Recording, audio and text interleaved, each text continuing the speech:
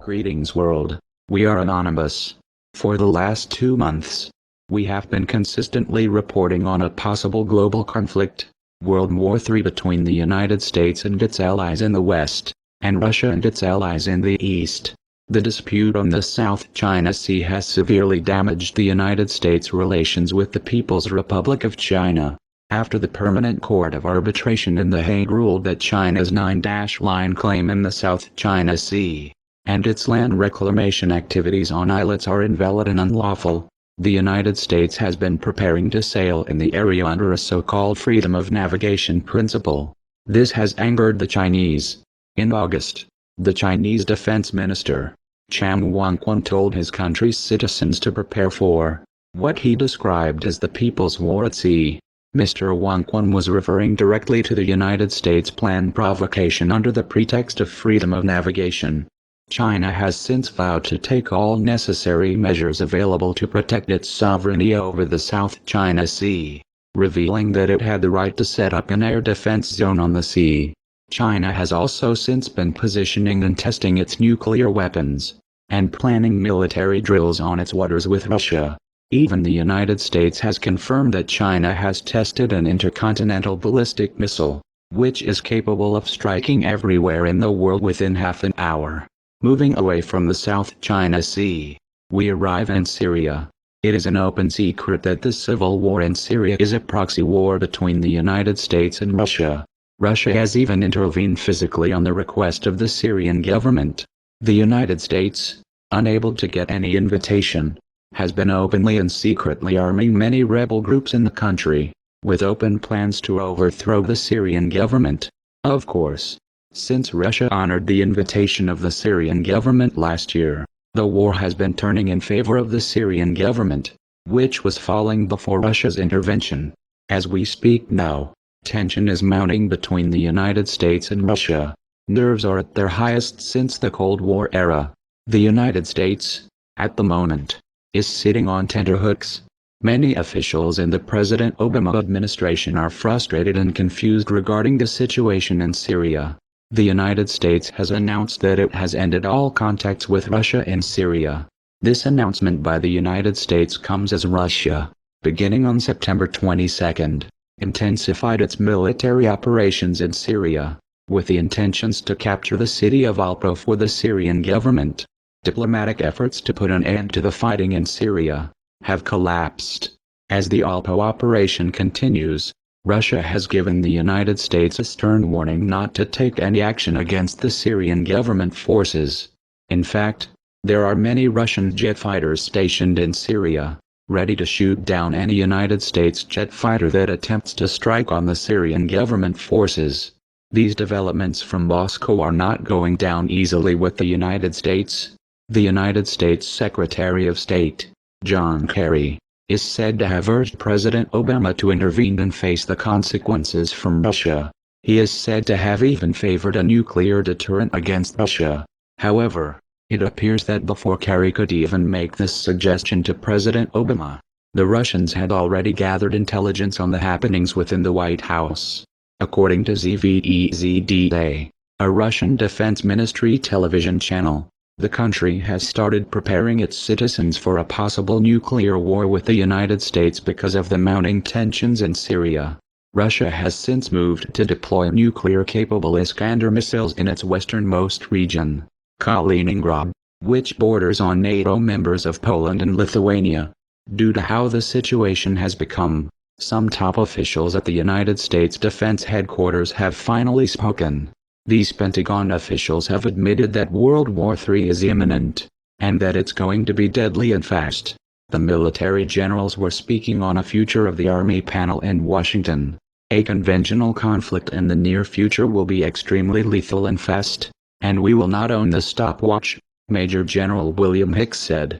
General Hicks also stated that China and Russia's armies are becoming increasingly technological, and that the Pentagon was getting ready for violence on the scale that the United States Army has not seen since Korea. His comments were also echoed by Lieutenant Gen Joseph Anderson and Chief of Staff, Gen Mark A. Milley, who described war between nation-states as almost guaranteed. The generals also said apart from the conventional battle, cyber battle, too, has become a reality against the United States, revealing that even smaller nations are launching it against the country. We are anonymous. We are legion.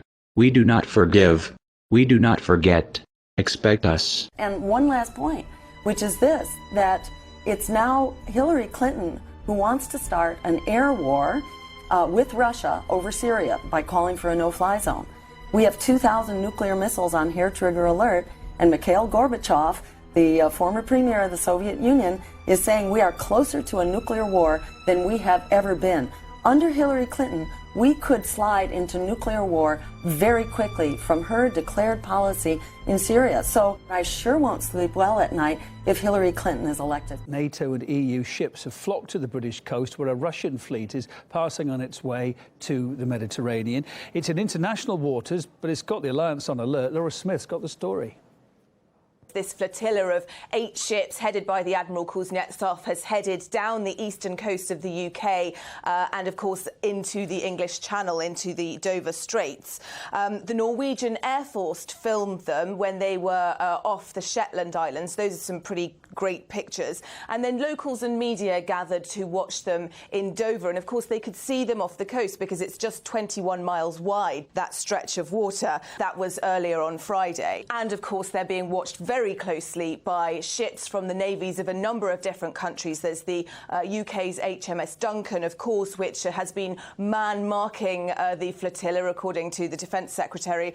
The Norwegians, the Finnish, they all have ships in the area that are watching the progress of these destroyers, and several NATO vessels and planes as well. Extraordinary display of Russian military power just a few miles off the British coast. One Moscow newspaper called it an armada, and its chosen route straight down the English Channel is likely to have been chosen deliberately. The warships could have gone round the north coast of Scotland, but this was the route that sent a powerful message, one which a former Royal Navy admiral said was a wake-up call. Since the end of the Cold War, we've allowed our capabilities to decline, and I also think our skills have declined as well. We need to get back into the game of actually countering the Russians whenever they seek to coerce either European nations or project power like they have done with this task group. The task group will be reinforcing what's already a big Russian presence in Syria. Today, the EU, blocked by Italy, stopped short of threatening sanctions against Russia for what it called atrocities like the bombing of civilians in Aleppo, while Moscow's ambassador to Brussels denied that this was all a massive demonstration of hard power. What about the option of controlling the airspace so that barrel bombs cannot be dropped? All the options. What do you think of that option, sir? Right now, Senator, for us to control all of the airspace in Syria would require us to go to war against Syria and Russia. That's a pretty fundamental decision that certainly I'm not going to make. И люди не чувствуют опасности. Вот меня что беспокоит. Ну как мы не можем понять? Мы тащим мир вообще в совершенно новое измерение. Вот в чем проблема. Делают вид, что как будто ничего не происходит. Но я не знаю даже, как достучаться. We're flying over Estonia now, but just over to the east, to the right, is Russia.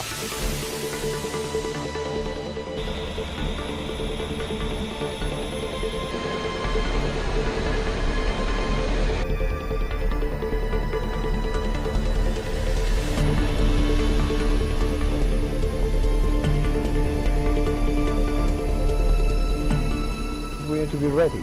We should not be afraid. Ready for? Ready for opportunistic behavior of Putin's Russia.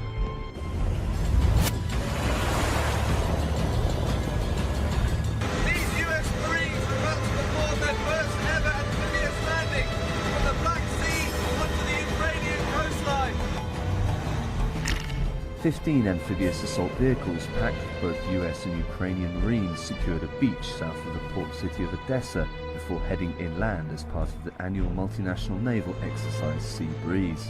This year the US Navy deployed 2 ships, the USS Ross, a guided missile destroyer, and this ship, the USS Whitby Island, which acted as a launching pad for the amphibious operation. The Black Sea is bounded by 6 countries linking southeastern Europe and western Asia. Since the Russian annexation of Crimea in 2014, the security situation here has been very tense at times.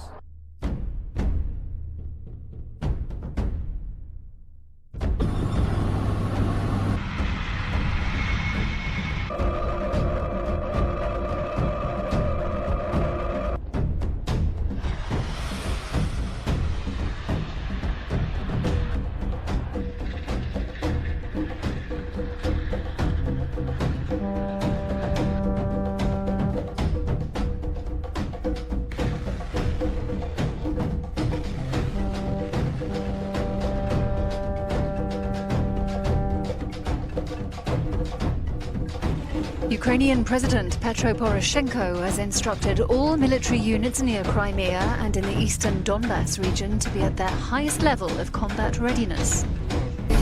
We need to be ready. We should not be afraid. Ready for? Ready for opportunistic behavior of Putin's Russia.